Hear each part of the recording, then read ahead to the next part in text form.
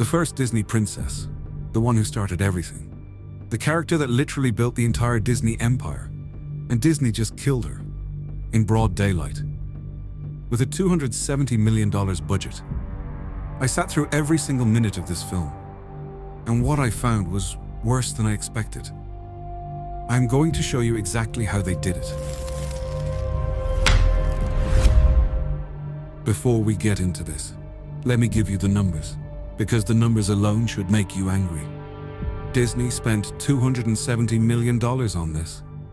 That is more than The Dark Knight, more than Inception, more than films still being studied in cinema schools 20 years later. And they spent it on a story that literally every single human being on this planet already knows. It's like, you cannot fail with this story. You genuinely cannot. Unless you try really hard to mess it up. 39% on Rotten Tomatoes. 91% of real audience members gave it the lowest possible score. And Disney lost an estimated $100 million on Snow White, the most recognizable story in animation history. I have 4 answers for you today, and each one is worse than the last.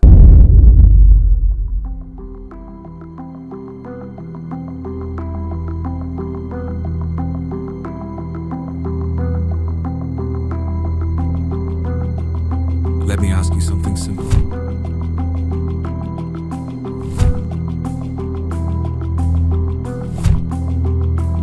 Snow White is not just a name, it is a description. It is the entire premise of the story in 2 words, the fairest of them all. That description is the reason the evil queen feels threatened. It is the reason the huntsman hesitates. It is the reason the prince searches an entire kingdom for a girl he met once. Remove that, or weaken it, and you have no story. You just have people walking around in pretty costumes. Now I want to be completely clear. This is not about Rachel Zegler as a person. She is talented. West Side Story proved it beyond any doubt. This is about a direction decision that completely broke the film's central dynamic. Every single time Gal Gadot walked on screen, she owned it. Not because of her acting alone, because of how the film was directed around her. She was given authority. She was lit dramatically. She was framed to dominate every scene she entered. And Snow White was given none of that. In a film with her name in the title, she was consistently outshone by the woman who was supposed to be jealous of her. Think about how backwards that is. But it goes deeper. Because it is not just about who looks more powerful. It is about something the 1937 original understood completely, and the 2025 version forgot entirely. In 1937, Snow White earned every single bit of love she received. She cleaned for strangers. She cooked for 7 men she had never met. She was gentle with animals that had no reason to trust her. You watched her be lovable. So when everyone loved her, you completely understood why. In 2025, she smiles. And the entire kingdom adores her. The commoners love her. The bandits follow her. Jonathan falls for her. All without her doing a single thing to earn it. That is not a fairy tale. That is a fantasy about being liked without trying. And the audience felt that emptiness, even if they could not explain why.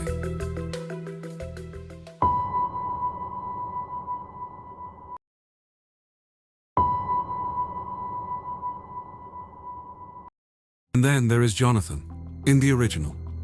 Snow White is saved by a prince, not just a love interest, a symbol.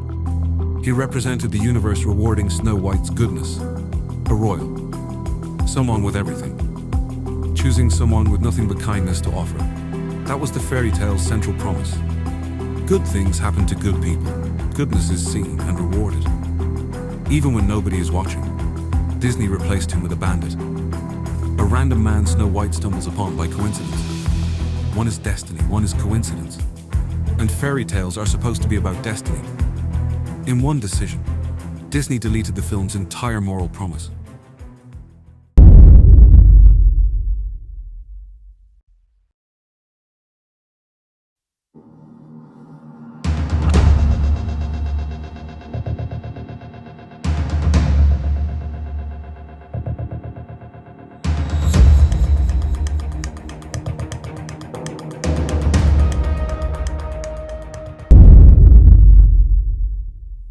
Critics kept saying there were too many songs. The pacing was slow. The music was weak. But nobody, not one professional critic, asked the most important question. Because every single time this film needed a real moment, a genuine human emotion, Disney got scared and hid behind a song. The evil queen's rage at being defied, replaced with a song. Snow White's grief and determination, replaced with a slow ballad. The climactic confrontation, replaced with musical build-up that went absolutely nowhere. But there is one specific scene I cannot stop thinking about. One scene that tells you everything about what went wrong with this entire film. Think about what this scene needed to be. The evil queen has just been defied by the huntsman. This was supposed to be the moment the audience truly fears her. Cold, calculating, dangerous. A woman who will destroy anything in her path without a single moment of hesitation. A man standing before her, knowing his life is completely in her hands. All is fair when you wear the crown. To be the queen means you do as you please. I could spare you or tear you right down. On a whim, I can bring the world to its knees. Instead of that terrifying confrontation, we got a song. A song where the evil queen stands there and literally argues her own case. And I am quoting her directly. That single line does not just kill the tension in that scene. It destroys the evil queen's entire identity as a villain. A genuinely terrifying villain does not explain herself. She does not justify her cruelty. She does not sing about fairness. She picks up the problem, and she handles it. With cold authority. No song needed. No explanation required. Look at the original, 1937. No song, no performance. No explaining herself.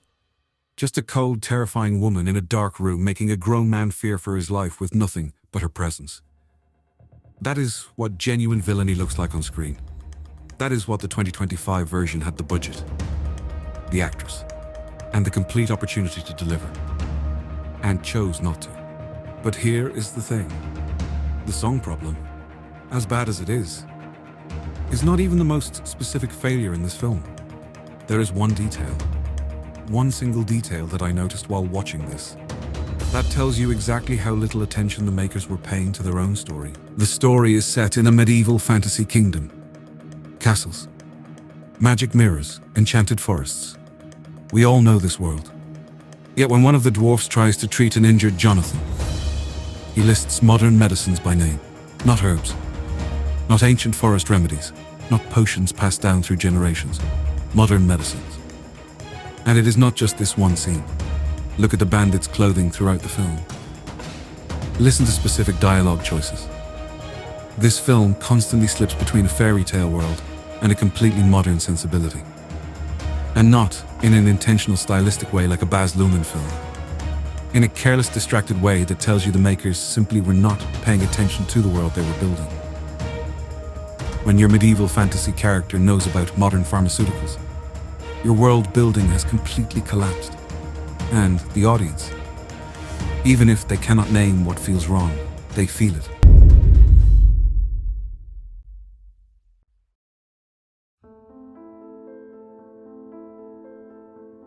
I want to talk about something that is harder to explain than everything I have said so far.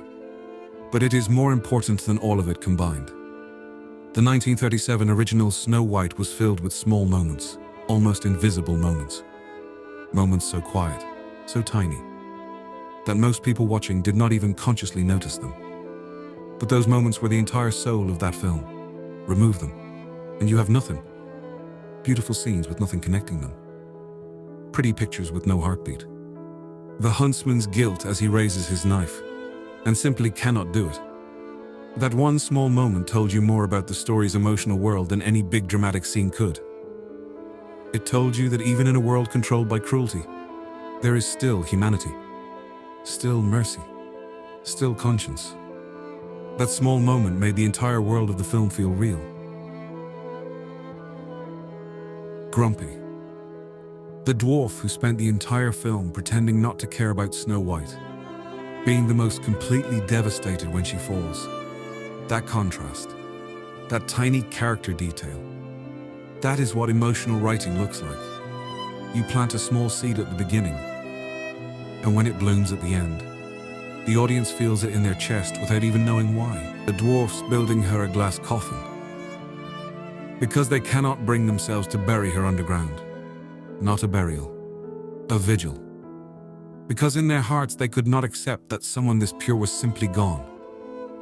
These were not grand cinematic moments. They were tiny human details. And they were the entire soul of that film. The 2025 version cut almost all of them, and audiences sat there feeling empty, without being able to explain why they felt empty.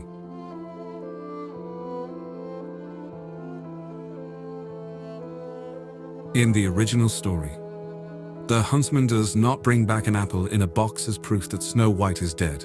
He brings back a pig's heart. That single dark detail told you everything about the evil queen's cruelty in one image. She wanted Snow White's heart as proof, and she did not even care enough to verify it was real. That is not just cruelty. That is cold, obsessive detachment. That is a villain. The 2025 version softened it, cleaned it up, made it safe for modern audiences. And in making it safe, they made it empty. They removed the darkness that gave the light its meaning.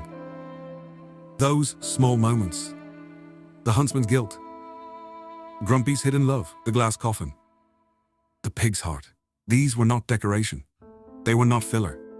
They were the emotional connective tissue that made the audience care about everything else in the film.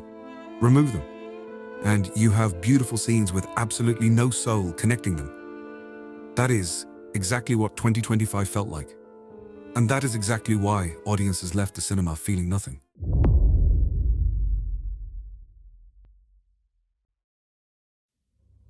Everything in a story builds toward its ending.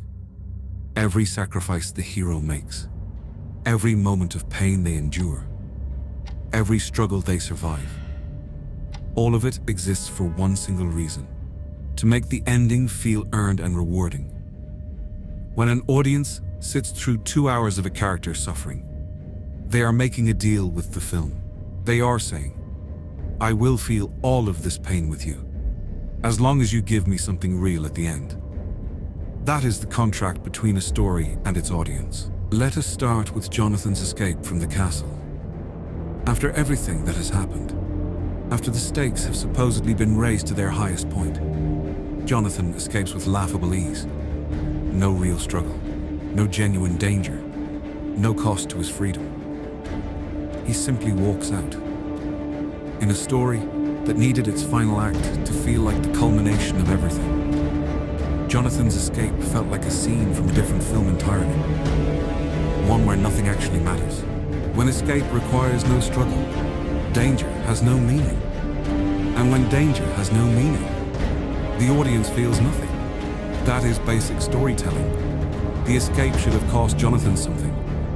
It should have been difficult, painful, close to impossible.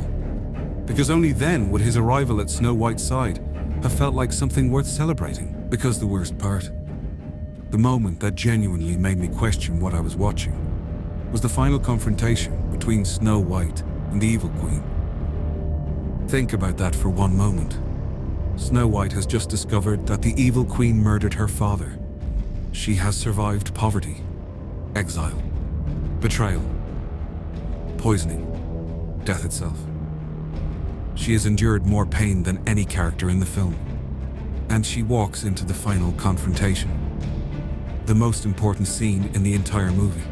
And she feels no tears, no visible grief, no rage building behind her eyes, no trembling hands, no voice breaking, nothing. The princess who just discovered her father was murdered, standing before his killer, like she is waiting for a bus. I want you to think about how emotionally dishonest that is. Not just bad filmmaking, emotionally dishonest. Because real human beings do not stand emotionless in front of the person who destroyed everything they loved. And audiences, even if they cannot articulate it, know that. They feel the lie. They feel the emptiness. And when they feel it, They disconnect from the film completely. A character who feels nothing makes the audience feel nothing. That is not a coincidence. That is cause and effect. The entire point of a final confrontation is catharsis. The audience needs to feel the release of everything that has been building. The grief, the anger, the justice, all of it needs to explode in that final scene. Snow White 2025 had none of it. The audience sat through 2 hours of suffering and received absolutely nothing in return. That is not just bad filmmaking. That is a broken contract with every single person who bought a ticket and showed up expecting something real. Look at the 1937 ending. The evil queen's downfall feels earned because every single scene before it built toward that moment. You felt her cruelty. You felt Snow White's innocence. You felt the injustice. And when justice finally arrived, it arrived like a storm. The 2025 ending arrived like a quiet conversation that nobody cared about. Because nothing before it had been built properly. No emotional foundation. No build-up. No payoff. Just an ending. That happened.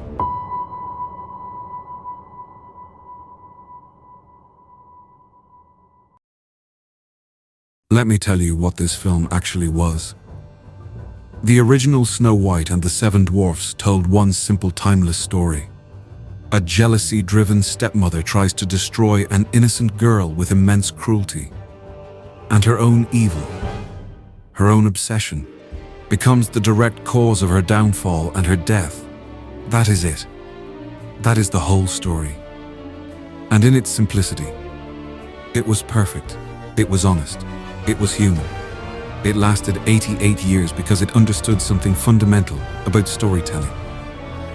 That simple truths, told with genuine emotion, never get old. Disney, in 2025, was so afraid of that simplicity that they buried it. Under songs. Under modern messaging. Under CGI spectacle. Under rom-com energy. Under a bandit who replaced a prince. Under medicines that replaced potions. Under a final confrontation that felt like nothing. Until nothing of the original remained. They did not remake Snow White. They used Snow White's name to sell something completely different. And the audience knew. They always know. You cannot fool an audience with a famous name and a big budget. Not when the emotional truth is missing. Not when the soul has been removed. Not when the contract has been broken before the film even begins. The princess that started it all. The very first Disney princess. The character that literally built the entire Disney empire. She deserved a filmmaker who understood what she meant. She deserved a script that honored her soul. She deserved an ending that made audiences feel something real. That is how Disney killed the princess that started it all. You have just watched 4 ways Disney broke the most unbreakable story ever written. The identity they erased. The emotions they replaced with songs. The soul they removed. The ending that felt like nothing. $270 million. And they still could not get it right. Because money was never the problem. Understanding the story was. If this kind of decoding is something you want more of, hit subscribe. There is plenty more cinema out there hiding the truth from its own audience. This is DECODE, signing off. The screen goes dark. The truth doesn't.